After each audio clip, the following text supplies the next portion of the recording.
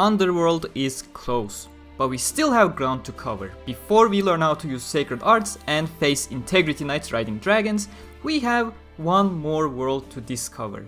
In the previous videos we went through the entirety of the world of swords, Aincrad, as well as the world of fairies, Alfheim Online. Now it's time to dive into the third one, the world of guns, Gale Online. Road to Sword Art Online Alicization continues, and this is the journey so far, featuring Phantom Bullet. As usual, like the two previous videos, I'll be covering the events of Phantom Bullet in a fast and concise manner and explain things where anime failed to showcase the events properly to clear up any confusions that you may have. Without further ado, a year after the Aincrad incident had concluded, in a completely different game, Gale Online, people were watching a live interview in a cafe with the winner and the runner-up of the previous Bullet of Bullets tournament, Zekseed and Yamikaze.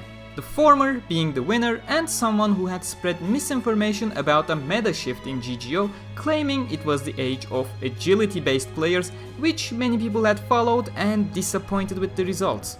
A player in a ragged cloak gave a speech about judgment and shot towards Zekseed's face on the cafe TV. Everyone else mocked the player, but then the revelation hit them. Zekseed on the screen suddenly had an expression of pain, clutched his chest, and promptly disappeared, leaving a disconnection error on screen. The player in the ragged cloak claimed the name Deathgun. Kirigaya Kazuto arrived at a classy restaurant to have a meeting with Kikoka Seijiru from the virtual division of the Ministry of Internal Affairs, the government division that was handling the issues in VR worlds after the SAO incident began. The duo had already met before multiple times to debrief Kirito based on his experiences as the person who cleared Aincrad, as well as his involvement in stopping the experiments conducted by Sugo Nobuyuki. In fact, Kikoka Seijiru was the first person that greeted Kazuto when he woke up in the hospital. As Kikoka told him that a player had died while using an Emusphere, the secure, next-gen version of a nerve gear, after the player was shot in-game by a lunatic. Kirito dismissed the case as a coincidence, but Kikoka informed him that a second death with the same circumstances had already happened, involvement of one Deathgun, a judgment speech, a famous player, and heart failure causing a disconnect in the game, death in real life, and thus it wasn't a coincidence. After hearing about the details, Kirito accepted the investigation job. Meanwhile, a girl with a rare sniper, Hekate 2, that she found by sheer luck 3 months ago, found herself in an unfavorable situation in a PvP squad fight in the world of Gale Online after their planned ambush went wrong. Despite how hopeless things looked, Sinon did not back down, stood strong, and convinced her squad, led by another player, Dine, and eventually managed to come out on top. In another world, Kirito told Asuna that he would be leaving ALO for a while and convert over to GGO without going into too much detail. 2 days later, Asada Shino was getting bullied in a small street by her classmates who were triggering her panic attack by imitating guns. Shino was saved by her friend Shinkawa Kyoji, who shouted from away, imitating the sound of a police officer to scare the girls off. Settling at a cafe, they talked about the upcoming Bullet of Bullets tournament. Once back home, Shino tried holding the model gun that was awarded to some participants of the second BOB, which again triggered her panic attack as she recalled a series of events from her childhood. The time when her mother was at a post office and a deranged person rushed in the door, threatening everyone with a Type 54 Black Star pistol and asking for money. One of those behind the counter hit the panic button to call the cops, and the robber shot him in place. He threatened to kill Shino's mother if more people tried going against his will. Hearing this, Shino lunged forward and bit the robber's arm, causing him to drop his weapon as she grabbed it. As the robber tried jumping on her to get the gun back, Shino panicked and shot the robber. After the third shot landed on his forehead, the robber dropped down and little Shino realized what just happened. Kirito walked into the hospital room arranged by Kikoka Seijiru to monitor and ensure his safety during his investigation, as well as watching his vitals in the case he gets shot by Deathgun. Nurse Aki greeted him as the person in charge of the controlled environment, and Kirito began his dive. Meanwhile, Deathgun was listening to players' reactions towards him, not taking him seriously.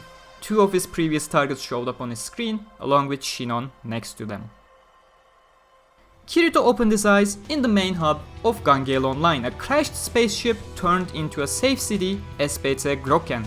He was surprised how feminine his avatar looked, as another player offered to purchase this, apparently very rare, skin from him, who would later show up to Len and Fukajiro in the future in the spin-off series Alternative Gale Online. Kirito replied that it was a converted account from another game, thus he wouldn't sell it. Conversion being a feature of seed-based games that Kirito got from Kayaba Akihiko and published a free version for VR games to be developed in the previous arc. Confused as to where to go in Groken, Kirito asked a person for directions. That person was Sinon and was surprised to find another quote-unquote female player around. Kirito decided to play along to get more information. She showed him around, and after Kirito told him that his main stat was strength followed by agility, Sinon recommended having either a heavy assault rifle or a machine gun, which just confused Kirito further as he had no knowledge of guns. To gain some money, they headed towards the casino where Kirito beat the game untouchable with ease, leaving everyone stunned at the newbie clearing the nigh impossible to clear minigame, getting all the money that was saved up until now. He explained that at a short distance, even with bullet lines, there just wasn't enough time to react, hence why he followed his gun manually and reacted to that instead of the lines that show up on his visuals. Back at the shop, he ignored every bit of advice Sinon gave him and bought Kagemitsu G4 instead, a fallen sword, due to his familiarity with the weapon type, despite almost everyone claiming that they were useless in a world of guns. Kirito refused Sinon's words and claimed that it had to be good for something if it was in the game. He found it to be quite light and attempted to sheath the sword on his back out of habit, much to Sinon's surprise this time around. Realizing his mistake again for the second time, he proceeded to attach it to his belt and also bought a 5.7 pistol, bullets and armor per Sinon's advice. Spending too much time, they were almost late for the Bullet of Bullets registration, so Kirito rented a buggy and the duo headed straight to the governor's lobby. On the registration form, Kirito saw that he could enter address information to send rewards to should he get a top ranking reward, and although tempted, he left it all blank. After registrations were done, both were relieved to see that they were in the same block but on the opposite sides, so even if they were to fight in the final preliminary round, they both would reach the main tournament no matter who won. As they started their preparations, Sinon took Kirito to the changing rooms with her, and as she started changing, Kirito revealed that he was, in fact, a male player with a feminine looking avatar. Sinon was pretty angry, but eventually gave in to the fact that Kirito was just outright clueless about GGO and decided to explain the basics. As their conversation was over, Spiegel, Shinkawa Kyoji's GGO avatar, came in and talked with Sinon. After revealing to Spiegel that Kirito was a male, Sinon told Kirito to be at the final round so that she could kill him, but Kirito replied with a cheerful manner, pointing out that her statement sounded like a date. This annoyed Spiegel deeply. The first round started and Kirito was thrown onto a foreign field in a foreign VR world. Being clueless, his opponent got the upper hand with ease, getting multiple shots at Kirito early on. He rushed towards his unsuspecting opponent in plain sight, shocking him at the sheer ridiculousness of the approach in a gun-based game. His opponent emptied an entire magazine on him, but Kirito had other plans. With the recoil and the bullet circle system in place, he knew he didn't need to dodge all the bullets coming at him. Only a portion of the bullets would hit him in vital places from that distance. With the bullet lines appearing in his vision, he focused and traced the lines, not just where they were landing mind you, but also in which order they were coming up. He ignored the ones passing by, he ignored the ones that were just grazing him, he locked onto the ones that were going to be direct hits, and he blocked them one by one with his fallen sword. Closing the distance was much more easier when his opponent now that had to reload, but letting him reload and unloading another magazine on him from such a short distance, he knew he wouldn't survive, so he shot at him with his pistol to buy himself some time to close the gap. Once close enough, he imitated the movements of Vorpal Strike sword skill, a type of skill that doesn't exist in GGO, hence why he could only imitate the movement without the system assist and eliminated his opponent. Keep in mind that the flashy colors like the anime portrays when Kirito imitates these skills do not exist in GGO and was just an artistic decision on the GGO production staff. As mentioned, Kirito only imitates the movements based on muscle memory in these instances. Since sword skills don't exist in GGO, it's essentially Kirito doing all the work. The system does not make him lunge forward, the system does not block him onto enemies, it's all manual work here, hence why they are not as effective as other games, and hence why how the anime showcases these movements is outright ridiculous. Once he was back in the lobby, he was confronted by a man in ragged cloak and a mask with red eyes, startling Kirito in the process and asking if, quote-unquote, he was the real thing.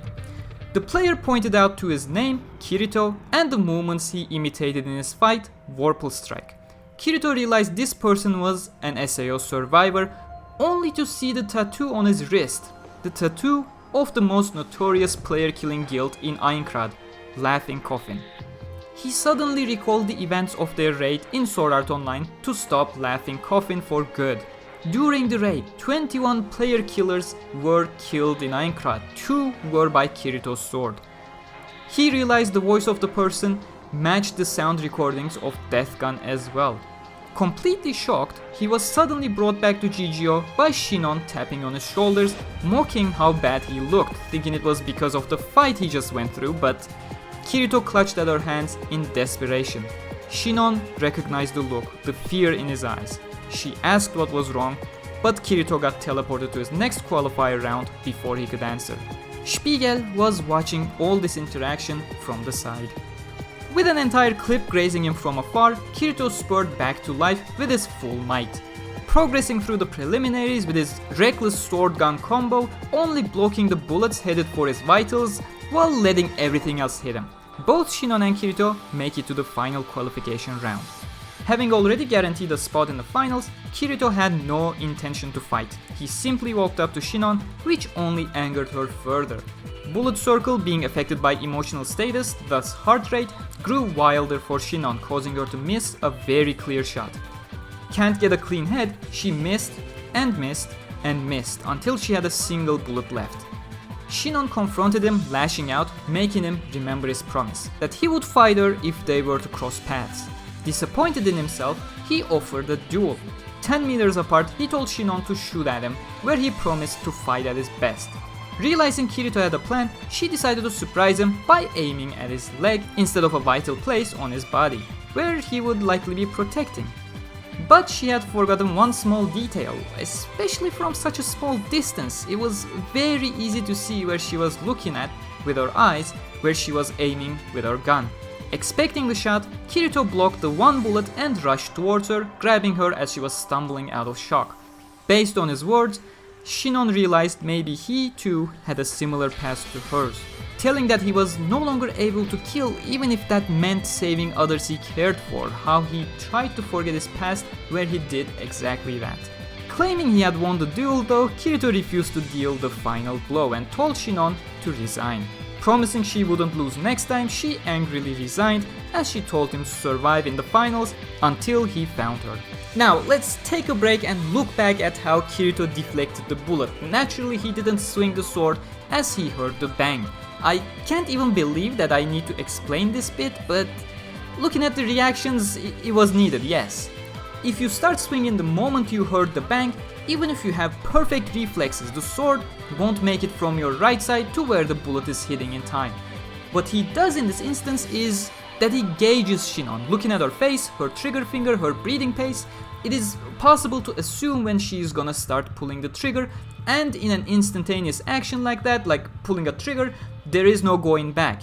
Gauging the time correctly, he was able to swing the sword late enough that she wouldn't be able to change her target, as well as early enough that he was able to swing the sword before the bullet was actually fired. And sure, you can cite Mythbusters that it is impossible either way, but then again, Mythbusters is testing based on real life physics, while GGO is a post-apocalyptic fantasy shooter environment that takes place in a game.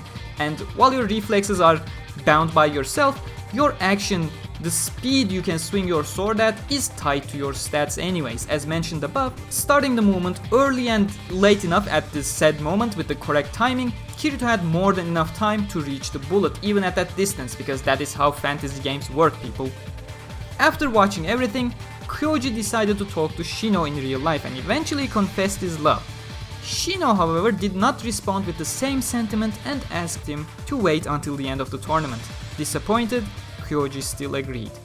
Having been significantly troubled by the events of the previous day, Kirito was counseled by Nurse Aki before he started his dive session. Trying to comfort him, Aki told him that she wouldn't be able to help him carry the burden, but also reminded him that the fact that he was so troubled that he still remembered what happened so clearly was the proof that he had not forgotten the memories of the ones he had killed. It was the proof that he was different than those PKers were. Calming down and thanking Aki, Kirito went back to GGO as Asuna and the others decided to watch the live stream of the tournament in Alo. With the third BOB starting, Kirito realized that Death Gun was not appearing as a name in the participant list, so with the help of Sinon, they went through the names of the players who were not present in the previous tournament: Pale Rider, Musketeer X, and Sterben. Worried by his actions from yesterday and today, Sinon asked him to explain himself. Kirito, glossing over the details, told her that one of the players was one of his old enemies in a previous game he played. Sinon asked if he was an SAO survivor, but regretted asking it instantly and changed the topic before he could answer. Right before they teleported, she reminded Kirito of his promise. He was not to die before they found each other. A little while after the tournament started, Sinon saw Dine, followed by a player named Pale Rider from her position. She was about to start shooting when Kirito suddenly appeared and stopped her, demanded that she would not take action until the battle resolved. After Pale Rider took out Dine, he got shot by a stun bullet. A cloaked man appeared on the side of the bridge, getting ready to shoot Pale Rider. Kirito suddenly yelled at Sinon to shoot, but the guy in the cloak managed to dodge the bullet, indicating that he was aware that they were actually up there observing. Death Gun shot Pale Rider with his pistol after his theatrics, decreasing his HP slightly. Pale Rider recovered from his stun, jumped up with his shotgun but suddenly collapsed and disconnected. The man in the cloak used the livestream to his advantage, declaring that he was Death Gun and finishing his speech with the phrase, "It's showtime." Back in Halo, Klein dropped his glass in shock after hearing the words. He had recognized the catchphrase of Poe, the leader of the PK guild, Laughing Coffin. Klein explained the situation and what happened back in SAO to Lifa, and she finally understood why Kirito had been acting so out of ordinary last night when he came back from the hospital. With realizing why Kirito had been appointed by Kikoka Seijiro, Asuna logged off to talk to him. In the meanwhile, Death Gun disappeared into the shadows and Kirito proceeded to explain the reality of the situation to Sinon. They waited for the scan and saw both Sterben and Musketeer X in the city area. They decided to follow after X because her name in Japanese sounded like Death Gun. As Kirito headed towards the stadium where X was, Sinon got shot by a stun bullet. Death Gun, who had the account name Sterben, appeared in front of her, decloaking from his invincibility cloak and took out his pistol, turning it towards Sinon. She dropped her sidearm from her hand in shock, realizing it was a Type 54 Black Star, the same gun that caused her trauma back then. Just as when Death Gun was about to end her game, Kirito shot towards him from the stadium using Musketeer X's sniper, forcing Death Gun to retreat. They got onto a buggy and started to escape, knowing Death Gun would follow, and he did. With Death Gun closing in, Kirito told Sinon to shoot at him, but she was in shock. She was unable to pull the trigger. Kirito turned around to assist her, but she claimed it was too unsteady to pull an accurate shot, but Kirito promised that it would be okay in a second. Jumping up a ramp and floating steadily in air, Sinon shot but missed nevertheless. Her bullet, however, hit a truck, causing its tank to explode and forcing Death Gun to stop pursuing. They took shelter in a cave and Kirito decided to be honest with her, explaining that the person he was before would not be afraid of Death Gun, would not be afraid of dying. But the person he is now had a reason to live and that he was afraid of Death Gun. Sinon suggested to just let Death Gun win the tournament, but Kirito refused, saying he wouldn't be willing to let others die as he did nothing. Sinon said she would rather die than live in fear and tried to leave the cave but was stopped by Kirito. He claimed that it would not be worth it if she died alone, but she refused the notion, claiming people already saw her as a murderer as she broke down. Calming down, she revealed her past to Kirito, the post office, the robber, the gun, the same gun that Death Gun was using, hence why she froze. In GGO, she was always confident, but being in that moment in front of that gun had replaced Sinon with Asada Shino instead. Kirito replied with his own story, Aincrad, Laughing Coffin raid, the people he killed in Aincrad. He also added that this was the reason why he had to bring down Deathgun. Sinon asked how he was able to overcome all these memories, and Kirito said that he just hadn't. He mentioned that those memories were not to be overcome, they were to be accepted. Going through the actions of Deathgun, they deduced that he had an accomplice in real life doing something to the bodies of the victims that required preparation, since he shot towards them with a sniper rather than his usual Deathgun. Realizing the address form in the registration process and that he had an invisibility cloak, they solved the mystery. Sinon had also entered her address and started to agitate in the game, since the real life Deathgun could have been in her home this very moment, which would forcefully lock her out due to the atmosphere's safety functions, but Kirito calmed her down, repeating that Deathgun's partner would not be able to do a thing unless she was shot by the pistol. Kirito decided to be a decoy, considering he was safe in the hospital, and told Sinon to assist him from afar. Meanwhile, in Alo, after talking with Kikoka Seijiro, Asuna demanded the whereabouts of Kazuto, considering the situation, and headed towards the hospital. Yamikaze and Shiterban were closing in on Kirito's location, leaving him in crossfire. Shiterban shot at Kirito with a sniper, but Kirito dodged and the bullet caused the tower to collapse close to where Yamikaze was hiding. That gave away his location and got him shot by Sinon. Giving away her location by using the first sniper shot that caused no bullet lines, she immediately turned to Deathgun, but he was already ready. Both fired at the same time, with their bullets grazing each other on their way. Shiterban's sniper was completely destroyed, while Shinon's Hekate lost its scope, rendering it almost useless in every aspect. Having lost his sniper and not being able to shoot at Kirito with his pistol, Deathgun drew out his S-Talk and countered Kirito. At the hospital, Asuna rushed in only to see Kirito sweating with a very high heart rate, but Yui relaxed her by streaming the BOB on the monitor and told the reason was that he was in the middle of a fight rather than anything life-threatening. Asuna remembered a Laughing Coffin member who was an S-Talk user but couldn't remember the name, looking at the name Sterben. Nurse Aki explained that the German word meant death in Japanese hospitals, whereas the real meaning of the word is the verb to die. As Kirito and Deathgun were fighting, Kirito explained that he figured all the plan out. However, Deathgun was unfazed, replying to Kirito that his knowledge would not change a thing without the knowledge of his name. Zaskar being an American company, the government would not be able to get his personal information based on the name Sterben. Kirito knew the person from Sword Art Online, with all his personal logs available for disposal of the ministry, but Kirito could not remember his name. And Deathgun knew this. When he was captured by Kirito, he promised to kill him when he got out and wanted to offer his name, but Kirito had refused. He was never able to share his name with Kirito. As Kirito was getting overwhelmed by Sterben's rapid attacks, deflecting, he constantly kept being pushed back, but in an instant where he came eye to eye with Deathgun, he remembered that he had heard his name before. A Laughing Coffin member who was using an S-Talk. The raid meeting before the assault back in SAO. Kirito recalled the pictures. Po, the leader of Laughing Coffin. A high-ranking officer of the guild, known for his use of poison knives, Johnny Black. And the third member, known by his trademark red eyes. Kirito whispered out, Zaza. Deathgun lost his composure and missed his thrust as Kirito shouted again, red-eyed Zaza. Both came to a standstill, Deathgun realizing that at that point he had basically lost. But suddenly a bullet line appeared on him. While snipers were useless without scopes, they were still able to generate bullet lines as usual, and Sinon was waving her bullet line around randomly to distract Deathgun. He stepped back trying to cloak again, but Kirito didn't let him, reached for his gun and shot him, breaking his cloak, and with a yellow glow in his eyes, he continued to swing his fallen sword at Deathgun, ending the game for him.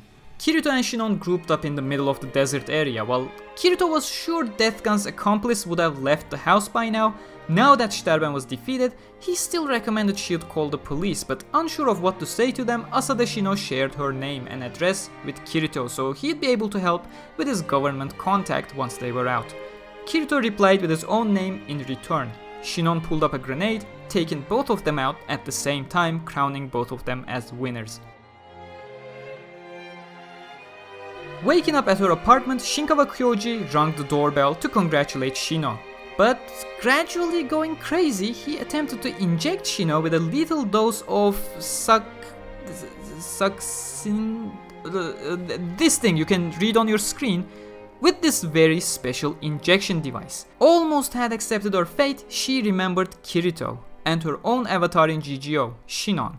She fought back, attempted to escape, but Kyoji pulled her back. The door opened and Kazuto rushed in, plastering his knee all over Kyoji's face, yelling at Sinon to run away. From the looks and the voice, Shino recognized Kirito. With Kyoji overpowering Kirito though, Shino couldn't get herself to run away. Kyoji, managing to inject Kirito with the special injector, oh boy, that looks familiar for some reason, started cherishing his victory while Sinon grabbed her radio and smashed at his head, rendering him pretty much unconscious. As she went towards Kazuto, she realized that the injection happened right where one of the heart monitor electrodes still remained. Couple days later though, Kirito greeted Shino outside of her school.